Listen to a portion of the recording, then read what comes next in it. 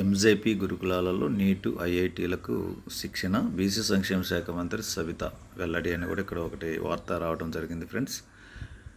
Mahatma Gandhi Jyotiba Phule గురుకులాల్లోని inter విద్యార్థులకు నీటు ఐఐటీల్లో అంటే JEE advanced మెయిన్స్కి సంబంధించి శిక్షణ ఉన్నట్లు కూడా బీసీ సంక్షేమ శాఖ మంత్రి సవిత వెల్లడించారు. ఇందుకోసం రాష్ట్రంలో 2 స్కూల్ ఆఫ్ ఎక్సలెన్స్ సెంటర్లు ఏర్పాటు చేయనున్నట్లు తెలిపారు. సచివాలయంలో సోమవారం మంత్రి ఆధ్వర్యంలో జరిగినటువంటి బీసీ గురుకులాల సంస్థల సొసైటీ బోర్డ్ ఆఫ్ గవర్నెన్స్ సమావేశంలో ఈ యొక్క విషయాన్ని కూడా చర్చించడం జరిగింది ఫ్రెండ్స్. జ్యోతిబా పూలే గురుకులాల్లో పనిచేస్తున్న స్టాఫ్ నర్స్, ఆర్ట్స్, క్రాఫ్ట్, సంగీత ఉపాధ్యాయులకు టీజీటీ స్కేల్ వర్తింపజేయాలనే నిర్ణయానికి ఆమోదం తెలిపారు.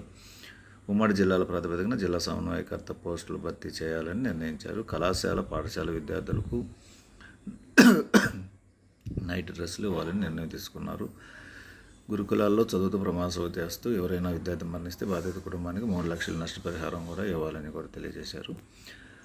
130 అతిథి ఉపాధ్యాయ పోస్టులు కూడా భర్తీ అని కూడా ఇక్కడ ఇవ్వడం జరిగింది. అంటే గెస్ట్ ఫ్యాకల్టీ 2014-19 మధ్య ఏర్పాటు చేసిన 65 గురుకులాల్లో అతిథి ఉపాధ్యాయ పోస్టుల భర్తీకి సమావేశం పచ్చజెండా ఊపింది. 65 గురుకులాల్లో 130 పోస్టులు భర్తీ చేయనున్నారు. అవసరమైన చోట అసిస్టెంట్ ప్రిన్సిపల్ పోస్టులు భర్తీ చేయాలనే నిర్ణయానికి ఆమోదం తెలిపారు. కళాశాలల్లో ఒప్పంద ప్రాతిపదికన పనిచేస్తున్న 715 మంది ఉద్యోగులను పర్మనెంట్ చేసే విషయాన్ని ప్రభుత్వం దృష్టికి తీసుకెళ్లనున్నారు.